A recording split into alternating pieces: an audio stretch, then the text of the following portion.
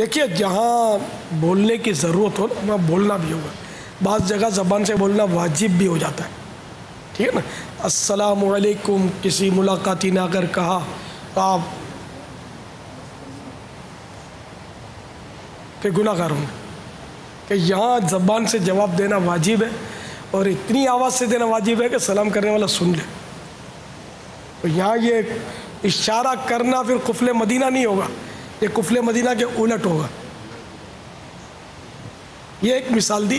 تو جہاں جہاں بولنا ضروری ہوتا ہے بعض جگہ تو وہاں تو بولنا ہے. جہاں سامنے والے کو نیکی کی دعوت دینی ہے وہاں بھی بولنا ہے.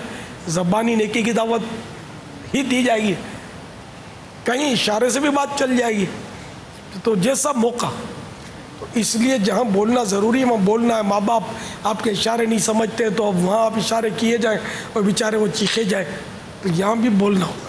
موقع کی مناسبت سے اپنی ترکیب آپ نے کرنی ہے. مطلقاً خاموشی مراد نہیں ہے یہاں کہ ضرورت کے ٹائم پر بھی مت بولو, پھر تو وہ گناہوں کی صورتیں بھی بن سکتی ہیں, قطع رحمی کی صورتیں بن سکتی ہیں. تو موقع کی مناسبت سے شریعت کے دائرے میں رہ کر ہمیں خاموش رہنا اور قفل مدینہ لگانا ہے. السلام علیکم ورحمۃ اللہ وبرکاتہ. وعلیکم السلام ورحمۃ اللہ وبرکاتہ. باپا جان آپ سے ایک سوال ہے, تاریخ پاکستان میں علماء اہل سنت کا کیا کردار رہا ہے؟ پیارے باپا جان ارشاد فرمائیے اور اللہ تعالیٰ آپ کو سلامتی عطا فرمائے. السلام علیکم ورحمۃ اللہ وبرکاتہ. وعلیکم السلام ورحمۃ اللہ وبرکاتہ. اگر تاریخ کے ساتھ انصاف کیا جائے نا تو پاکستان علماء اہل سنت نے بنایا. اگر تاریخ کے ساتھ انصاف کیا جائے, اس کے اتنے نظائر موجود ہیں. دو قومی نظریہ سب سے پہلے کس نے پیش کیا؟ شاہ فضل خیر آبادی کون تھے؟ علماء اہل سنت میں سے تھے. یہ لے کے چلے تھے. بنارس سنی کانفرنس تاریخی جس میں 500 سے لے کر 700 علماء اور مشائخ غالباً شریک تھے. زبردست کانفرنس پاکستان کے لیے, جہاں سے مطلب آواز اٹھی. 5 یا 7,000 5,000 علماء اور مشائخ اس میں تھے. سب تاریخ مطلب مسخ کر دی گئی, سمجھے. ورنہ اگر تاریخ کے ساتھ انصاف کیا جائے تو پاکستان علماء اہل سنت کا فیضان, علماء اہل سنت کا فیضان پاکستان, علماء اہل سنت کا فیضان پاکستان, علماء اہل سنت کا فیضان پاکستان, علماء اہل سنت کا فیضان پاکستان. الحمدللہ پاکستان ہمارا, الحمدللہ میرا ہے, ان کا ہے, ان کا, ہم سب کا ہے پاکستان. میرا بھی تو ہے الحمدللہ. سنی علماء کا فیضان پاکستان, سنی علماء کا فیضان پاکستان, سنی علماء کا فیضان پاکستان کا مطلب کیا؟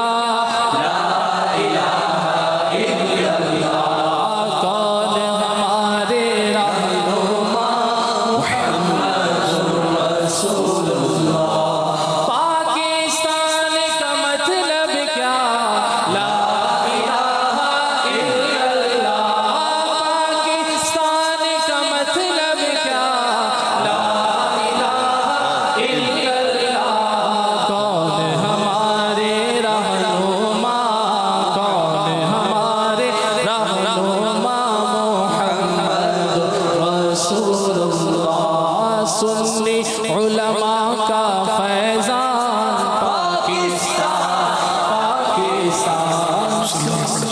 وہ حاجی قاسم مدظ اللہ علی نے جو بیان فرمایا تھا پاکستان کی تاریخ پر, وہ ذرا سنا دو نا یار, حاضرین کو پتہ تو چلے کہ علماء اہل سنت نے کتنی قربانیاں پاکستان کے لیے دی اور کیا کیا ان کے کارنامے سنی ہوں گے. لبیک. تحریک آزادی کا جو موضوع ہے, اس کے وجود میں آنے کا جو بنیادی سبب ہے اگر وہ سبب دیکھا جائے تو وہ سبب ٹوٹل اسلامک ہے، کیونکہ دو قومی نظریہ، یہ ہمارا مشہور ترین جو ہے وہ جملہ تھا، دو قومی نظریہ یعنی قومیں دو ہیں، یہ ایک قوم نہیں ہے، یہ دو قومیں۔ اس کا مطلب ہی یہ ہے کہ مسلمان ایک قوم ہے اور مسلمانوں سے ہٹ کر جو بھی ہے وہ دوسری قوم ہی ہے، خواہ وہ کوئی بھی مذہب ہے، اگر وہ مسلمان نہیں ہے تو وہ دوسری قوم ہے۔ ہمارا جن سے واسطہ تھا ان کے اعتبار سے دو قومی نظریہ بولتے تھے، ورنہ دنیا کے اندر کسی بھی مذہب سے کوئی تعلق رکھنے والا ہوگا وہاں دو قومی نظریے کا مطلب یہ ہوگا کہ مسلم اور نان مسلم۔ دین اسلام ایک تنہا دین ہے، اس کے مد مقابل ہر دوسرا دین جو ہے وہ اسلام سے جدا گانا ہی شمار کیا جائے گا۔ یہ 1857 جو ہے یہ غیر ملکی اقوام کی حکومت کی ابتدا بھی ہے، لیکن یہ یوں کہہ لیں کہ نظریہ پاکستان کی ابتدا بھی ہے۔ اب 1857 قبضہ وغیرہ سارا ہو گیا، اس وقت سب سے پہلے جس نے وطن کو، ملک کو آزاد کرنے کے لیے کوشش کی ان میں مولانا فضل حق خیر آبادی رحمۃ اللہ علیہ، مولانا کفایت علی کافی شہید رحمۃ اللہ علیہ، مفتی عنایت احمد کاکوروی رحمۃ اللہ علیہ، یہ اکابرین علماء اہل سنت ہیں، یعنی یہ وہ علماء اہل سنت ہیں کہ جن کی کتابیں ابھی بھی ہمارے نصاب کے اندر بھی چلتی ہیں، جیسے فضل خیر آبادی علیہ رحمہ کی اور مفتی عنایت احمد کاکوروی صاحب کی، اور جن کا نام بھی جو ہے وہ اپنے علاقوں میں بڑے سنی علماء کے اندر ہوتا تھا۔ انہوں نے جنگ آزادی کے لیے مسلح جد و جہد کی، یعنی مسلمانوں کو فتویٰ جہاد دیا، تیار کیا اور انگریزوں کے خلاف جہاد کیا۔ نتیجہ یہ ہوا کہ کئی علماء کو شہید کر دیا گیا، کئیوں کو قید کر دیا گیا۔ فضل خیر آبادی رحمۃ اللہ علیہ قید ہوئے، کفایت علی علیہ رحمہ شہید ہوئے، عنایت احمد کاکوروی صاحب بھی جو ہے وہ قید کر دیے گئے، کثیر علماء کو دلی کے اندر پھانسیاں دی گئیں۔ لیکن یہ جتنی بھی تحریک چلی یہ تمام کی تمام انہی سنی علماء اور بزرگوں کے تحت ہی چلی تھی، اور یہ وہ پہلی کوشش تھی جو وطن کو آزاد کرانے کے لیے کی گئی۔ اس کے بعد پھر جب ان کا غلبہ ہو گیا تو پھر یہ سلسلہ چلتا رہا، پھر تو کئی جو ہے وہ عرصہ گزر گیا جس میں پھر مسلمانوں نے دوبارہ ہمت بھی نہیں کی کہ ہم آزادی کے لیے کوشش کریں۔ ہماری کتابوں کے اعتبار سے تو دو قومی نظریہ بہت بعد میں آیا ہے، یعنی ہمارے جو سیاستدان تھے اس زمانے کے، ان کا جو دو قومی نظریہ تھا یہ بہت بعد میں وجود میں آیا۔ جو ہمارے علماء تھے جو تجربے سے پہلے یہ دیکھتے ہیں کہ ہمارا دین ہمیں کیا کہتا ہے، واہ یہ بہت، جو یہ دیکھتے ہیں کہ ہمارے قرآن اور ہمارے حدیث کی تعلیمات کیا ہے، آیات اور احادیث کی روشنی میں مسلم غیر مسلم دو قومی نظریہ جو علماء تھے ان کے دلوں میں تو پہلے دن سے راسخ تھا۔ اب اس میں بھی یہ تھا کہ جو علماء اہل سنت تھے یہ تو اس کا پرچار بھی کرتے تھے اور اس پر جو ہے وہ کلام بھی کیا، تحریریں بھی لکھی، دوسری طرف بہت سارے وہ تھے جو دوسری طرف نکل گئے۔ سب سے پہلے جو دو قومی نظریہ اگر اس کو دیکھا جائے، میں نے جو کتابوں میں دیکھا اس میں تو لکھا ہوا ہے کہ اعلیٰ حضرت علیہ رحمہ نے 1920 کے اندر دو قومی نظریہ پیش کیا، لیکن اس سے بہت پہلے تقریباً یوں کہہ لیں کہ 1890 کے آس پاس، بلکہ اس سے بھی پہلے، اعلیٰ حضرت علیہ رحمہ کی ایک دوسری کتاب ہے جو فتاوی رضویہ شریف کی 14ویں جلد میں موجود ہے، انفس الفکر فی قربان البقر۔ اس کا موضوع ہی یہ تھا کہ مسلمانوں کی مذہبی رسومات غیر مسلموں سے بالکل جدا ہیں اور مسلمانوں کی مذہبی رسومات کے اندر رخنا ڈالا جا رہا ہے، اسے بند کرنے کی کوشش کی جا رہی ہے۔ یہ وہ پہلی تحریر تھی جو اس موضوع پر سامنے آئی۔ پھر 1920 کے اندر جب اس سے پہلے اس زمانے کے اندر تحریک خلافت چلی، تحریک خلافت کے ترکی کے اوپر جو ہے وہ کافروں نے اس کو ٹکڑے ٹکڑے کر دیے، اسلامی سلطنت کو جو ہے وہ ختم کر دیا، سلطنت عثمانیہ۔ اب یہ جب خلافت کا معاملہ ہوا، اب اس پر کیا ہوا کہ مسلمانوں نے احتجاج کیا کہ ہماری اتنی بڑی سلطنت، اتنی بڑی حکومت ہے، اس کو ختم کیا جا رہا ہے۔ اس میں مسلمانوں کے ساتھ غیر مسلم شریک ہو گئے۔ اب ایک بڑی تعداد مسلمان لیڈرز کی، جو سیاسی لیڈر تھے، ان کی وہ تھی کہ جنہوں نے ان کو صرف شریک نہیں کیا، اپنا پیشوا بنا لیا کہ تحریک خلافت جو بطور خاص ایک مسلمانوں کا کام ہے، اس کے اندر تم ہمارے بڑے اور تم ہمارے آگے چلو گے اور تم اس کو جو ہے وہ لیڈ کرو گے۔ اب اس پر اعلیٰ حضرت علیہ رحمہ نے پھر کتاب لکھی المحجۃ المعتمرہ، اور اس کے اندر دلائل کے انبار اس کے اندر لگائے، اور جن آیات سے دوسرے لوگ جو اس کے جواب وغیرہ پہ استدلال کرتے تھے ان کے جوابات دیے کہ مسلمان ہرگز ہرگز ہرگز کسی دوسرے غیر مسلم قوم کے ساتھ مل کر اس انداز میں کام نہیں کر سکتا۔ مسلمان ایک جدا قوم ہے، ان کا ایک اپنا نظریہ ہے، ان کو اپنا نظام زندگی ہے، ان کو اپنے اسلوب اور اپنے طرز زندگی پر چلنا ہے اور اپنے اسلامی احکام کی پیروی کرنی۔ اور اس کے بعد پھر جو علماء جو اس بارے میں مذبذب تھے یا جن کی تحقیق واضح نہیں ہو رہی تھی، ان کو واضح ہو گیا کہ نہیں، مسلم غیر مسلم دو قومی نظریہ بالکل ایک ہماری ایمان کی ہمارے دین کی بنیادی حقیقتوں میں سے. اعلیٰ حضرت علیہ رحمہ کے خلیفہ ہیں سید سلیمان اشرف بہاری رحمۃ اللہ علیہ. بڑے عظیم عالم اور بڑے جید عالم تھے. علی گڑھ یونیورسٹی کے اندر یہ پروفیسر تھے. 1911 کے اندر انہوں نے ایک کتاب لکھی تھی البلاغ، اور ایک ان کی دوسری کتاب وہ بھی اسی زمانے کے اندر لکھی گئی تھی، اس کا نام تھا النور. البلاغ بطور خاص یہ اعلیٰ حضرت کی حمایت میں لکھی گئی تھی. اور وہ جو خلافت عثمانیہ تحریک خلافت والا جو معاملہ تھا، اس معاملے کے بارے میں جو شرعی حکم تھا کہ مسلمان اس میٹر میں اپنے دینی اس معاملے کے اندر غیر مسلموں کو اپنے ساتھ رکھ کے نہ چلے. دنیاوی معاملات کے اندر یہ ایک دوسرے کے ساتھ چل سکتے ہیں لیکن دین کے اس معاملے کے اندر نہیں چل سکتے. اور پھر 1925 کے اندر آل انڈیا سنی کانفرنس نام کی ایک تنظیم بنی، صدر الفاضل مولانا نعیم الدین مراد آبادی رحمۃ اللہ علیہ نے بنائی. مفتی اعظم ہند رحمۃ اللہ، مفتی اعظم ہند علی رحمہ اس میں تھے، صدر الشریعہ اس کے اندر تھے، اور دیگر اکابرین اہل سنت اس کے اندر شامل تو تھے. یوں سمجھیں کہ یہاں سے یہ نعرہ نکلا پاکستان کا مطلب کیا؟ لا الہ الا اللہ.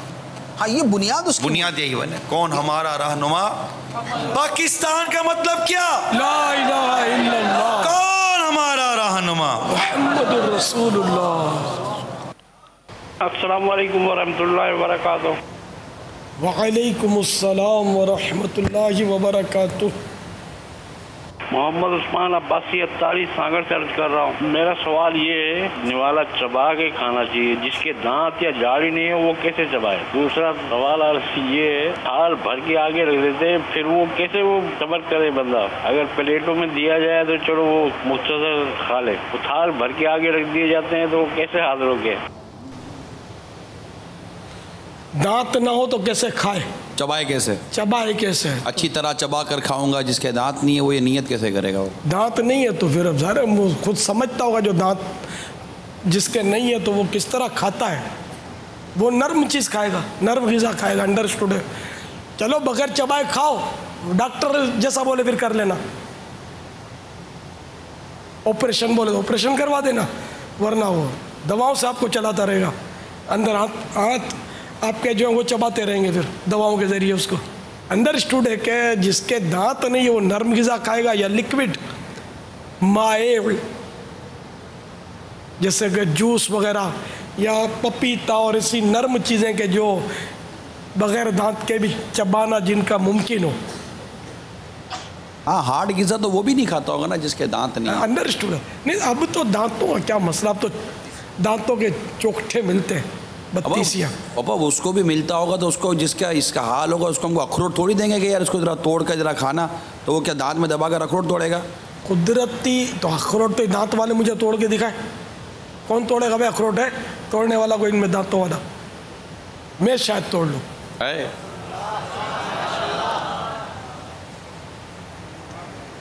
نہیں ہمارے نوجوانوں کے دانت اب کہاں یار، بیچارے صاف صفائی تھوڑی کرتے ہیں.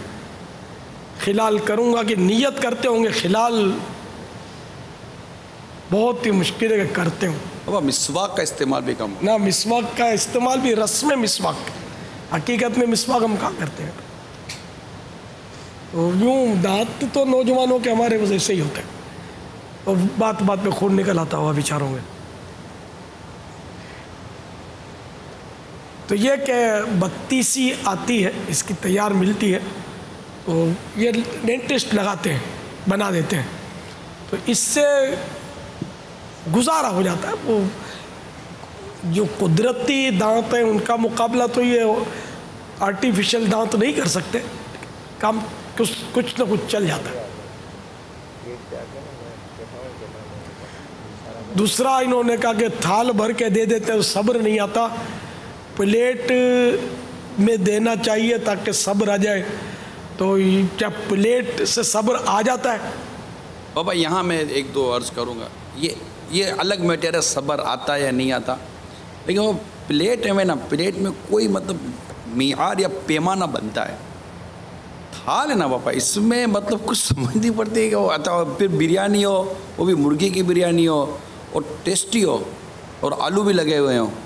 پھر زیادہ بدہ آدمی کھانا شروع کرتا ہے نا تو عموماً وہ جیسے کہ ویسا لگتا ہے کہ جیسے کہ ریکارڈ وہ ٹوٹ گیا نا. پلیٹ میں ایسا ہوتا ہے کہ آدمی نکال کے تھوڑا سا لے لیتا ہے، پھر پلیٹ خالی ہو جاتی ہے نا. تھال میں ایسا ہے نہیں. پلیٹ میں تو مارا جائے گا، پلیٹ میں کھائے گا نا نے پلیٹیں تیار دی جائیں ان کو بھر بھر کے، جیسے کہ اپنے یہاں ہوتا ہے کھانا اجتماعی طور پر، ان کو پلیٹیں دی جائیں نا تو یہ جا کے وہ دیگ والے سے لڑائی کریں گے کہ میرے برابر والے میں 4 بوٹیاں تھیں اور میرے لیے تم کو آلو بھی نہیں ملا، خالی کورے چاول پکڑا دیے. کوئی بولے گا تم نے میرے کیا دشمنی دیا، میرے تیل کا ریگاڑ پکڑا دیا، صاف مطلب نیچے کا تیل دے دیا اور دوسرے کو سب فریش کھانا دیا. یہ یوں لڑیں گے. تو تھال میں کچھ نہ کچھ گزارا ہو جاتا ہے، ایک آدھ آلو آ جاتا ہے، ایک آدھ بوٹی آ جاتی ہے، کسی کو بھلے 5-7 بوٹیاں چلی جاتی ہیں. یہ ایک آدھ بھی ہوتی ہے نا، سمجھدار ہوتے ہیں نا تو تھوڑا تھوڑا توڑ کے بیچارے گزارا کر لیتے ہوں گے. تو اگر پلیٹ میں کھلانا ہے تو پھر ہوٹل میں جو کام کرتے ہیں نا ان کی خدمات لینی پڑے گی. ان کو پتہ ہوتا ہے کہ پلیٹ میں کس طرح کھانا نکالا جاتا ہے. ہمارے یہاں عیسائی بھائیوں کو نہیں، طریقہ اس کا نہیں معلوم ہوتا کس طرح. میں تھیوری بتاتا رہتا ہوں لیکن وہ ہوا میں اڑ جاتی ہے کہ جو نکالتے ہیں ان کو تھوڑی طریقہ یہ سنتے ہیں مدنی مذاکرے، وہی کرتے ہیں جو بیچارے وہ اڑا اڑی میں. جس طرح ابھی پچھلے دنوں کی بات، یہ ابھی حال ہی میرا خیال ہفتے خان کی بات ہوگی، اتنے سارے تھے 35 عیسائی بھائی اور 40 تھال نکال کے رکھ دیے تھے. مبالغہ کر رہا ہوں. وہ ٹھنڈے ہو رہے تھے. میں نے پھر واپس ڈلوایا. میں نے کہا کیا کر رہے ہو یار تم، کیوں نکال کے رکھے ہیں؟ کھانے والے کا ہے، آدھی قیمت کر دیتے ہو کھانے کی یار ٹھنڈا کر کے. تو یہ ہم نہیں بیچاروں اتنی سمجھ نہیں ہے. خود گرما گرم کھا لیتے ہوں گے، دوسروں کا احساس شاید نہ رہتا ہو. تو یہ تو یہ بہت سارے تھال نکالنا تو اس وقت ہوتا ہے جب ہزاروں اپنے معتکفین ہوتے ہیں نا، وہاں ضرورت ہوتی ہے کہ ایٹ اے ٹائم نکال کر دیں گے تو عشاء کی اذان ہو جائے گی. لیکن ایسے موقع پر جب تھوڑے آدمی ہو، تھوڑے عیسائی بھائی، تو وہ ایک تھال نکالا جائے دیا جائے، نکالا جائے دیا جائے، تاکہ گرم کی اہمیت کا اس سے اندازہ لگائیں کہ اب شادی حالوں میں باقاعدہ وہ تھال جو ہے ان کے ساتھ شاید لیمپ بھی ہوتے ہیں، نیچے لیمپ نیچے جلاتے ہیں، ہوتا ہے نا گرم کھانا. اسی طرح جو بڑی ہوٹلیں کہلاتی ہیں ان میں بھی اسپرٹ لیمپ، سنا اسپرٹ لیمپ ہوتا ہے، وہ تھال کے ساتھ ہوتا ہے تاکہ یہ کھانا گرم گرم کھائے. اور یہ ہماری قوم جو یہ بالکل بیچاروں کو ٹھنڈا کر کے کھلاتی ہے. 1000 روپے کا کھانا 200 روپے کا اس کا بھاؤ سمجھو رہ جاتا ہے. نہیں اتنی سمجھ نہیں ہوتی. اب بھی ایسا ہی کر رہے ہوں گے کہ بدلتے رہتے ہیں کام کرنے والے عیسائی بھائی، کبھی یہ کرتا ہے کبھی وہ کرتا ہے. تو یوں ایسا نہیں کیا کرو. ایسا مطلب کسی کو کھلاؤ کہ اس کے دل سے دعا نکلے یار، دل خوش ہو اس کا. تھوڑی سی عقل کو استعمال کریں گے تو سب مسئلہ حل ہو جائے گا. تو یوں تھال میں کھانا جو ہے مل کر کھانے کے تعلق سے تھال میں ہمارے یہاں پرانا رواج ہے. اب اگرچہ یہ رواج شادیوں میں نہیں رہا، ختم ہو گیا. میرے ولیمے میں وہ اسی طرح تھال میں مل کر دریوں پر بچھا کر کھانا کھلایا گیا تھا. میرے ولیمے میں کوئی ہال بک کرانے کا تصور نہیں تھا. ہماری یہ عمارت جو گو گلی میں ہے، اس کی کبھی کبھی آپ ہو سکتا ہے دیکھا ہوگا اس پہ اسکرین پہ، اس کے نیچے جو عیسائی بھائی رہتے تھے ہمارے جو بھی پڑوسی تھے، تو ان کا کمرہ جو تھا وہ نیچے کا وسیع تھا تھوڑا.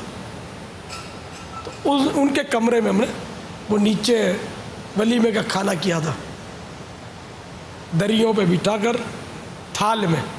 کوئی 150 آئٹمیں نہیں تھی، شاید 3 آئٹمیں ہوں گی. ایک تو پلاؤ،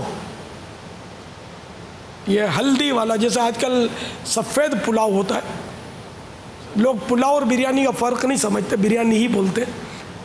تو پلاؤ وہ بھی پیلے رنگ کا، اور رنگ والا نہیں. آج کل پیلا پلاؤ بناؤ تو بعض اوقات وہ رنگ مار دیتے ہیں اس پر. رنگ تو اگر یہ کپڑے رنگ ڈالتے پھر تو یہ تو ظاہر ہے کہ مضر صحت ہی رہے گا. وہ ہلدی سے پیلا کیا جائے. ہلدی کا اپنا اثر ہوتا ہے. میمنی میں اس کو اکنی بولتے ہیں.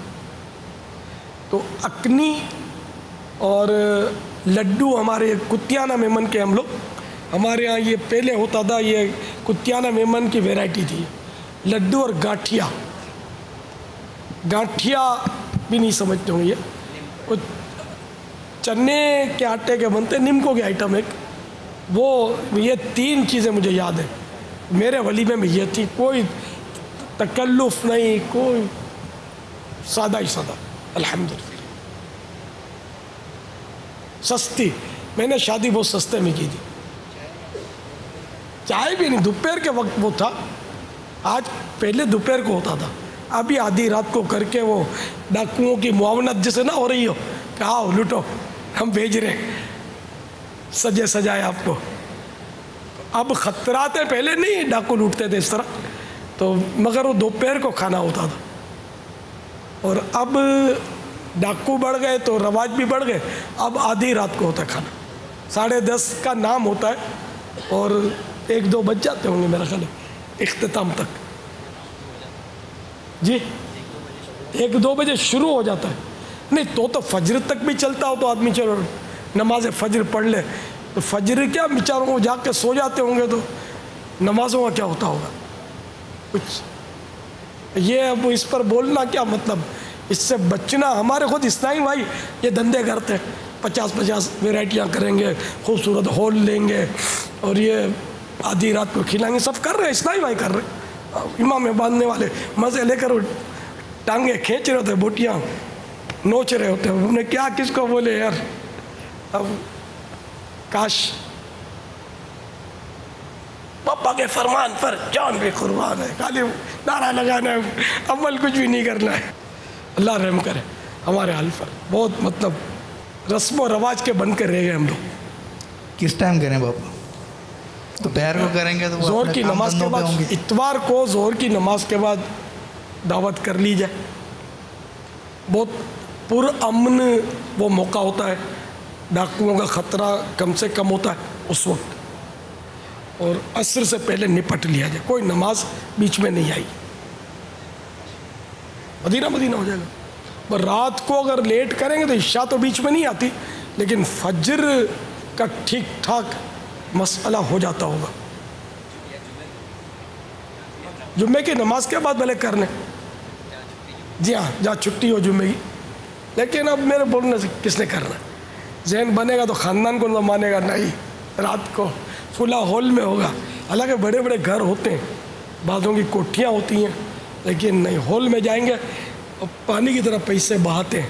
اور پھر 4 دن کے بعد 5ویں دن وہ جھگڑے شروع اور کھانا بربادی کے آثار نظر آتے ہیں بعض اوقات. اللہ خانہ آبادیاں کرے مسلمانوں کی. میں بدعا نہیں دے رہا، ہو یہ رہا ہے کہ گویا رحمت کے دروازے بند کر لیتے ہیں. ہمارے شادیاں کرتے ہیں نا، ایسے مطلب الٹے سیدھے رواج کرتے ہیں کہ جو بعد میں شادی اسی کی نحوست ہوتی کیا ہوتی ہے کہ گھر آج کس کا چلتا ہے. کون سا گھر ایسا کہ جس میں ناچاکیاں نہیں ہیں؟ کون سا گھر ایسا ہے جس میں مطلب امن و سکون ہے، امن کا گہوارہ ہے؟ کہاں ساس بہو کی لڑائی نہیں ہے، کہاں نند بھاوج کا جھگڑا نہیں ہے. ہر جگہ جنگ عظیم چھڑی ہوئی ہے. لاکھوں لاکھ روپے خرچ کرنے کے بعد بھی مطلب سکون نہیں ہے. سکون سنتوں پر عمل کرنے میں ہے، سکون سادگی میں ہے، جو اب صرف الفاظ کا کھیل ہے ہمارے یہاں. اللہ عمل نصیب، میں عملی طور پر کہیں بھی نہیں. اللہ میں عمل نصیب. آمین. صلو علی الحبیب صلی اللہ تعالی علی محمد. باپا یہ ہمارے عاشقان رسول جو اٹلی میں اس وقت جمع ہیں، یہاں 3 روزہ تربیتی اجتماع بھی جاری ہے، مدنی مذاکرے کے اندر یہ اجتماعی طور پر حاضر ہیں. اور ہماری مجلس اصلاح برائے قیدیان کا مدنی کام یہاں پر بھی ہے، بلکہ ایسا کام ہے کہ یہاں پر حکومت کی طرف سے 30 ایسے افراد جو قید میں شامل ہیں ان کو یہاں بھیج دیا گیا کہ آپ کا تربیتی اجتماع ہو رہا ہے تو آپ ان کی بھی تربیت کریں. تو یہ بھی اسلامی بھائی اس وقت تربیتی اجتماع کے اندر شامل ہیں. اور باپا یہاں سے مدنی قافلوں کی نیتیں کا جو مجھے پیغام ملا ہے، 12 ماہ کے 2، 30 دن کے 19، 12 دن کے 21، 3 دن کے 63 جمع 2 اور امامے باندھنے کی ڈبل 26 کی نیتوں کے SMS کا پیغام موصول ہوا ہے. سبحان اللہ. اٹلی سے؟ جی باپا. کیا بات ہے. 29 قیدیوں کو وہاں کی مطلب انتظامیہ نے بھیجا ہے کہ سدھارو ان کو. جی باپا. مرحبا. تو اب یہ کہ آپ کو دیکھو لاج رکھنی ہے اے میرے قیدی اسلامی بھائیوں، تاکہ یہ پھر 30 کے بعد 63 بھیجیں. ہاں یہ کہ آپ نے کچھ اندر جا کر خدا نخواستہ کوئی اللہ گلہ کیا تو پھر ایسا نہ ہوگا آئندہ داخلہ بند ہو جائے. تو اس سے آپ کی دعوت اسلامی کی نیک نامی ہوگی اور مسلمانوں کی نیک نامی ہوگی کہ مسلمان اچھے لوگ ہیں کہ جب ان کو سمجھاتے ہیں تو یہ سمجھ جاتے ہیں. جس کو ڈنڈا نہیں سمجھا سکتا ان کو مسلمانوں کو میٹھا بول جو ہے وہ سمجھا لیتا ہے الحمدللہ.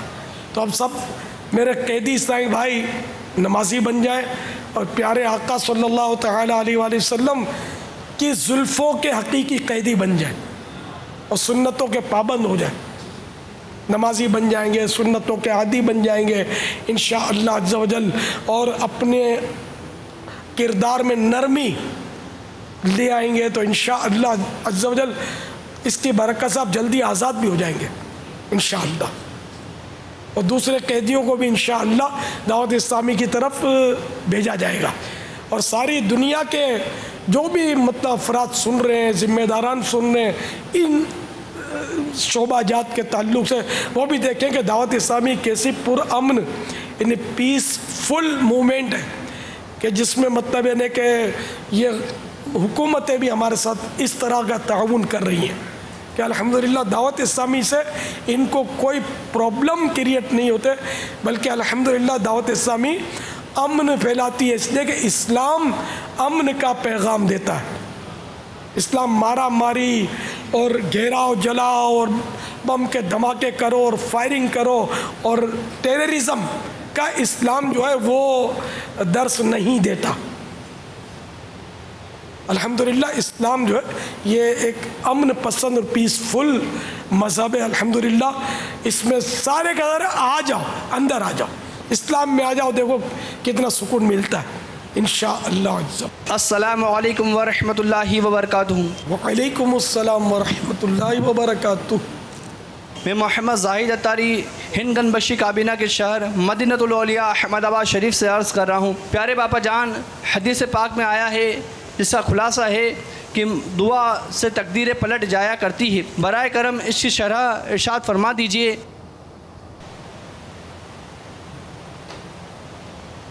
بہار شریعت میں اس کا مضمون موجود ہے، مگر یار بہت ہارڈ ہے یار. بہار شریعت جلد اول میں اس کا مضمون موجود ہے.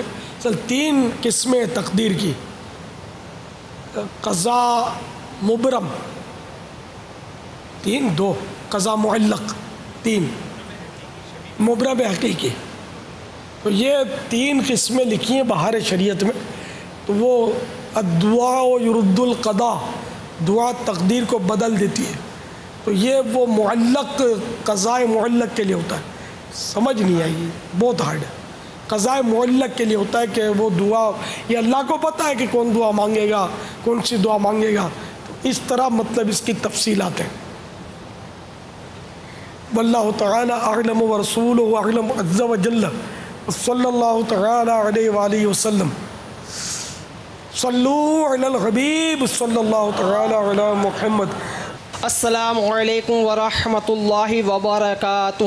وعلیکم السلام ورحمۃ اللہ وبرکاتہ. میرا نام آصف خان اتاری، میں مدینۃ الاولیاء ہند شریف سے عرض کر رہا ہوں. پیارے باپا جان کی بارگاہ میں میرا یہ سوال ہے کہ پیارے باپا جان جب اذان ہوتی ہے تو اس میں اشہد اللہ کے اوپر انگلی اٹھائی جاتی ہے. تو پیارے باپا جان یہ ارشاد فرمائیے کہ یہ انگلی اٹھانا سنت ہے، مستحب ہے؟ اللہ اللہ. یہ اذان میں کلمہ شہادت اور انگشت شہادت کو آسمان کی طرف بلند کرنا، یہ اس ہیڈنگ کے ساتھ وقار الفتاوی جلد 2 صفحہ نمبر 33 تا 34 سوال جواب ہے. بعض لوگ اذان میں یا اس سے باہر جب بھی کلمہ شہادت سنتے ہیں تو آسمان کی طرف انگشت شہادت کی انگلی اٹھاتے ہیں، جیسے التحیات میں کلمہ شہادت میں اٹھائی جاتی ہے. ایسا کرنا درست ہے یا نہیں؟ الجواب، انسانی زبان سے حروف ترتیب وار ادا ہوتے ہیں، 2 حروف ایک ساتھ ادا نہیں ہو سکتے، اس لیے کلمہ شہادت میں جب لا شروع کر کے الہ پر پہنچتے ہیں تو اس کا ترجمہ یہ ہوتا ہے کہ کوئی معبود نہیں، پھر جب الا اللہ کہتے ہیں تو یہ معنی ہوئے مگر اللہ۔ اس لیے لا سے الہ تک انگلی اٹھائے اور اللہ پہ گرا دے، لہذا جو شخص یہ کلمہ زبان سے پڑھے اسے اشارہ کرنا چاہیے، سننے والے کو اشارے کی کوئی ضرورت نہیں۔ سمجھ کس کس کو آ گئی؟ ماشاءاللہ بہت سو کو سمجھ آ گئی ہے۔ السلام علیکم ورحمۃ اللہ وبرکاتہ۔ وعلیکم السلام ورحمۃ اللہ وبرکاتہ۔ باپا آپ نے وقار الفتاویٰ سے پڑھ کر جو بیان فرمایا اس کا خلاصہ کچھ یوں ہے، اس میں بطور تمہید جو مفتی صاحب نے تحریر فرمایا وہ یہ تھا کہ انسانی زبان جب بھی کچھ ادا کرتی ہے تو وہ ترتیب وار چلتی ہے، 2 حرف ایک ساتھ ادا نہیں کر سکتی، ترتیب وار پہلے ایک حرف اور اس کے بعد دوسرا حرف ادا کرے گی۔ تو جہاں تک کلمہ شہادت کا تعلق ہے تو اس کے اندر مفتی صاحب نے یہ تحریر فرمایا کہ جب انسان پہنچے اشہد اللہ الہ، اب جب وہ لا الہ جس کا مطلب یہ ہے کہ نہیں کوئی معبود، تو لا الہ پر وہ انگلی شہادت کی بلند کرے گا، اور جب وہ یہ ادا کرے گا الا اللہ جس کا مطلب یہ ہے کہ مگر اللہ، یعنی ہمارا معبود اللہ ہے، تو اس کو پر وہ انگلی نیچے گرا دے گا۔ تو اب جو شخص زبان سے ادائیگی کر رہا ہے، زبان سے یہ کلمہ شہادت پڑھ رہا ہے، تو اس کو چاہیے کہ وہ 7 انگلی بھی اٹھا لے اور بلند کر لے، اور جو صرف سن رہا ہے تو اس کے لیے یہ لازم نہیں کہ وہ اپنی انگلی شہادت کے یہ کلمہ سنتے وقت وہ بلند کرے۔ تو اب اس کے لیے لازم ہے؟ لازم نہیں ہے اس کے لیے، اس کو چاہیے کہ وہ بلند کر لے، اور اس کے لیے ضرورت نہیں ہے، جو دوسرا ہے سننے والا اس کی ضرورت نہیں ہے، لازم اور پھر اس میں فرق پڑے گا۔ ویسے ضرورت تو فرض کے مقابل ہوتا ہے فقہ میں جو اس کی اصطلاحات ہوتی ہیں، لیکن یہاں مطلب ضرورت نہیں ہے، مطلب جو عام معنی میں ہم لیتے ہیں تو 2 حرف انسانی زبان ایک ساتھ ادا نہیں کر سکتی، وہ بتدریج کرے گی، باری باری کرے گی۔ تو لا الہ اشہدوں کی بھی مثال نہیں ہے اس میں، چلو اب تھوڑا بہت آگے پیچھے ہو جاتا ہے، حافظہ میرا بھی کمزور ہے، تو وہ لا الہ کے معنی ہے پہلے لا بولے گی پھر الہ پر آئے گی نا، الہ کا بھی پہلے الف نکلے گا، کیونکہ ترتیب حروف کی ہے الفاظ کی نہیں ہے۔ تو لا الہ یعنی کوئی عبادت کے لائق نہیں، اور انگلی اشارہ دے رہی ہے ایک اللہ ہے مفہوماً۔ تو اس طرح مطلب جب الا اللہ کہ اب تو زبان سے بھی اقرار کر ہی رہا ہے الا اللہ مگر اللہ، اب گرا دے۔ تو جو زبان سے بولے وہ ایسا کرے، جو زبان سے بولتا نہیں تو اس کا کرنا نہ کرنا معنی نہیں رکھتا نا اس کا۔ تو اب اذان کا جو جواب دے یہ اپنی طرف سے، مطلب جیسے کہ انہوں نے کہا کہ اذان کا جواب دے تو بھی زبان سے بول رہا ہے نا، اب وہ بھی کر دے، زبان سے جو نہیں بول رہا وہ نہ کرے۔ اب اس پہ سنت یا مستحب اس طرح کا کوئی لکھا نہیں ہے، اپنی طرف سے کیسے کہہ دیں۔ واللہ تعالی اعلم ورسولہ اعلم عز و جل و صلی اللہ تعالی علیہ وآلہ وسلم۔ بلال کو تحفہ ملے گا۔ بلال ایک درود شریف قبول کر لیں، یہ بہت پہلے میں نے لکھا تھا، 26 ربیع الغوث 1431 ہجری، 11,000 درود شریف۔ اللہم صلی علی سیدنا محمد وعلی آلہ صلاة انت لہا اہل وہو لہا اہل۔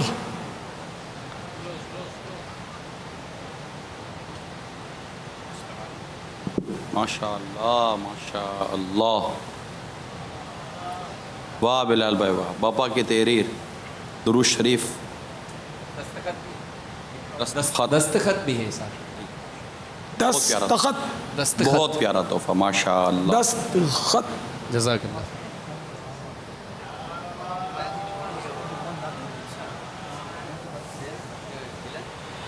آپ کو بھی اجازت ہے کچھ نہ کوئی تحفہ دینے کی.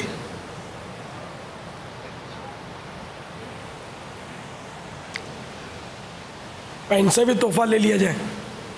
یہ 11 ایک درود شریف ایک بار یہ جو لکھا وہ درود شریف ہے میں نے کتاب سے لکھا ہے تو وہ ایک بار پڑھے گا تو 11,000 درود شریف کا اس میں فضیلت ہے اس کی جو لکھا ہوا ہے کتاب میں. اس کا نام ہی ہے 11,000 درود شریف.